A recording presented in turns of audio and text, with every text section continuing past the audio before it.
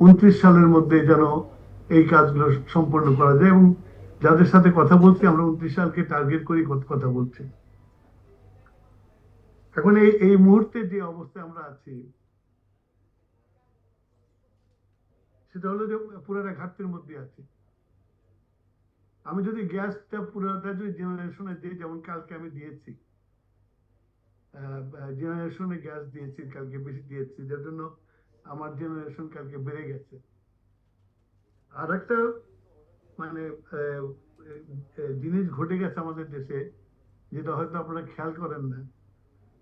সেটা হলো যে যে গরিবের টেসলা, আগে আমাদের পিক আওয়ার ছিল বিকাল 7টা থেকে রাত 12টা পর্যন্ত, তারপরে ডিমান্ড কমে যেত। এখন আমাদের ডিমান্ডের প্যাটার্ন চেঞ্জ হয়ে গেছে, আমাদের ডিমান্ডের প্যাটার্ন হয়ে গেছে রাত 12টা তো প্রায়, আমি গতকালকে যে হিসাব নিয়েছি, প্রায় 18,000 মেগাওয়াট ডিমান্ড ছিল। এটা কোনোদিনও হওয়ার কথা না। তার হলো যে যে পরিমাণের এই যে ব্যাটারি রিক্সা এসছে, এগুলো সব রাতে চার্জে বসিয়ে দেয়। এবং মোস্টলি যারা যে চার্জ করে, এগুলো মোস্টলি ইলিগাল কানেকশন। আমরা এই ইলিগাল কানেকশন গুলো ধরার চেষ্টা করছি, করার চেষ্টা করছি। তারপরে আপনারা জানেন যে এখন যারা একটু মেজরিটি, বিশেষ করে এই ধরনের জায়গায় গেলে তাদের আন্দোলন হয়, আমাদের লোকজন মারও খায় এই ইলিগাল কানেকশন কাটতে দিয়ে। তো এই অবস্থাতে আমি এখানে যারা বসে আছে এখানে, আহ, আহ, আনোয়ার সাহেবকে বলবো বিশেষ করে, যে আপনারা আমাদের আমাদের বলেন, এই সরকার জনগণের সরকার, সরকার জনগণ, জনগণ আমাদেরকে ভোট দিয়েছে বলে আমরা এখানে এসে সরকার গঠন করতে পেরেছি। এবং আপনাকে আমি আশ্বস্ত করতে পারি যে আমরা, we all are very serious. এবং আমরা আমাদের প্রধানমন্ত্রীর নেতৃত্বে ওয়ার্ল্ড লাইক সিচুয়েশনে যেমন কাজ করে সেরকম কাজ করছি আমরা। কিন্তু কিছু কিছু জিনিস তো বুঝতে হবে যেগুলো আমাদের নিজের হাতের মধ্যে নেই। এখন এফিসারও খারাপ হয়ে গেছে, এখানে তো আমি জোর জবরদস্তি করে বলতে পারবো না ছেড়ে ছেড়ে দাও। ইঞ্জিনিয়াররা যেভাবে আমাদেরকে বলবে সেভাবে বলবে। আমরা যেটা করতে পেরেছি, আমরা যাতে যেসব তার পুড়ে গেছে সেসব তার ওরা বিদেশ থেকে নিয়ে এসছে, মানে যাতে আমাদের কাস্টমসে কোনো দেরি না করে, ডিলে না করে। আমরা 24 আসার পরে 24 আওয়ার্স এর মধ্যে আমরা সাইটে পৌঁছিয়ে দিচ্ছি তার, যেটা আমরা পারি করতে, সেটা করেছি আমরা। তো রিপেয়ার করার দায়িত্ব তো এফিসারের মালিক। এবং সবচেয়ে বড় কথা হলো যে এটা আমেরিকান কোম্পানি। তো দুর্ঘটনা ঘটে গেছে, এক্সপেক্টেড না। আমিও অনেকের কাছে জিজ্ঞাসা করেছি যে হতে পারে কিনা। আমাকে একজন ইউনিভার্সিটির টিচার, উনি আমাকে বলেছে এটা হওয়া খুব স্বাভাবিক, কারণ এখানে বাতাসেও সল্ট থাকে এবং খুবই কালেকশন খুব বেশি হয় ওখানে। তো যে কোনো সময় আগুন টাগুন আগুন ধরতে পারে আপনার। তো এরকম একটা সিচুয়েশনের মধ্যে এখন আমাকে তো ওই ওই ওই এফএসআর ওটা রিপেয়ার না হওয়া পর্যন্ত ওইটার উপরই ডিপেন্ড করতে হবে আমাকে। তো আমরা চেষ্টা করছি, ইঞ্জিনিয়াররাও কাজ করছে দিন রাত্র। এবং আমার মিনিস্ট্রির, আমি প্রাউডলি বলতে পারবো যে আমার দ্বারা এটা দেখে তারা দিন রাত 24 ঘন্টা এটার পিছনে লেগে আছে। এবং আশা করি খুব দ্রুত আমরা একটা রেজাল্ট পাবো। এবং এটা পেলে আমরা কিন্তু এই যে আমাদের অফিসার খারাপ দেখে আমরা ইংরেজি প্রকিউরমেন্ট কিন্তু আমরা বন্ধ রাখিনি। আমরা গতকালকেও 4টা কার্গো ক্রয় করছি আমরা, যাতে অফিসার ওটা আসলে সঙ্গে সঙ্গে এই কার্গো গুলো আসে, এবং এই কার্গো গুলো আমরা যদি আনলোড করতে পারি, তাহলে সমস্যা যতটুকু আছে তার থেকে অনেক অংশে কমে আসবে।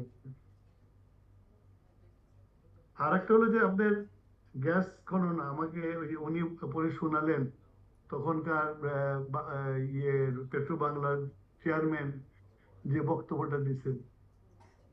তো আমরা তো এসে দেখলাম না কোথাও কোনো কূপ খননের তারা শুরু করেছে, বরঞ্চ আমরা এসে দ্রুত যত পারছি বাপেক্সকে দিয়ে আমরা খুব খরচ শুরু করেছি আমরা, এবং বাপেক্সকে স্ট্রেনথেন করার জন্য আরো দুটো রিগ কেনার অর্ডার দিয়ে দিয়েছি আমরা। তো অনুসন্ধান যদি না থাকে, এই গত 17 বছর অনুসন্ধান না করে শুধু ইম্পোর্টের উপরে বেস করে দেশটাকে এই জায়গায় নিয়ে আসা হয়েছে, যে ওই ইম্পোর্টের জন্য যদি ইনফ্রাস্ট্রাকচারটা যদি ঠিক মতো করতো, দুটাই অফিসার ওই জায়গায় যদি 4টে অফিসারে বসাতো, তাহলে আমি মনে করি যে আজকে এই সমস্যাটা আমাদের দেখতে হতো না। তো এনিওয়ে, আমরা ডিসাইড করছি বাই 2029 বাংলাদেশে আমরা আরো 3টে অফিসারে বসাবো, কারণ আমাদের অফিসার গুলো সব চিটাগং এই সাইডে, আমাকে খুলনা সাইডে অফিসার বসাতে হবে গ্যাসের জন্য। সুতরাং আমরা পায়রা, তারপর মোংলা এবং হিরন পয়েন্টের এই জায়গাগুলো আমরা স্টাডি করছি, এবং ইনভেস্টরদেরকে আমরা ইনভাইট করছি। আমেরিকা থেকে একটা বড় দল এসে ইনভেস্টমেন্ট করার জন্য, তারা অফিসার ইনভেস্ট করতে চায়। তাদেরকে আমরা অনুরোধ করেছি যে যত দ্রুত আমাদের কাছে ওরা যদি ইন্টারেস্ট শো করে, লেটার দেয়, আমরা তাড়াতাড়ি করে তাদেরকে এই জিনিসগুলো দিয়ে দেব, সো দ্যাট আমাদের যে টার্গেট 29 সালের মধ্যে এই সব অফিসার গুলো এসে যাবে, সেই টার্গেট ফুলফিল করতে পারবো। তো এখন আমার তরফ থেকে আমি শুধু এটুকু বলতে পারি যে যেহেতু এককালে আমি এখানে যারা ইনভেস্টররা বসে তাদের কাতারেই ছিলাম, এখন ভাগ্যের বা নিজের রাজনীতি ব্যাকগ্রাউন্ড থাকার জন্য ব্যাকগ্রাউন্ড রাজনীতি চলে আসছি, ফুল টাইম চলে আসছি। তো আমি তো আপনাদেরই একজন, আপনাদের কষ্টটা আমার চেয়ে বেশি আমার মনে হয় কি বোঝে, কারণ আমি জানি যে আমরা যখন ইন্ডাস্ট্রি করছি, আমাদের এই ইন্টারেস্টের চাকা কিভাবে ঘুরছে, আমাদের কি বলে মিল বন্ধ থাকলে মিলের বেতন দেওয়াটা কত কষ্টকর হয়, সেটা তো আমি আপনাদের মতোই এককালে ভুগেছি, আমি জানি। তো এই সিচুয়েশনের মধ্যে আমি সবসময় তো বলি যে আমাদের বাংলাদেশি, আমরা যারা ইনভেস্টর আছি, আমরা সবাই বিপ্লবী।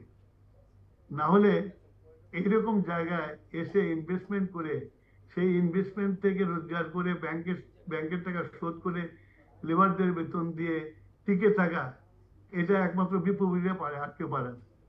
এবং সেটা আমাদের দেশের ইন্ডাস্ট্রিয়ালিস্টে যে যতই বলুক না কেন, সেটা আমাদের ইন্ডাস্ট্রিয়ালিস্টে করে দেখিয়েছে, এবং দে ক্যান টেক চ্যালেঞ্জ।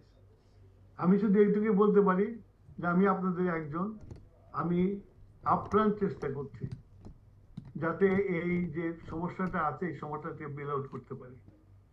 তো আপনারা যদি আমাদের সাথে আমাদেরকে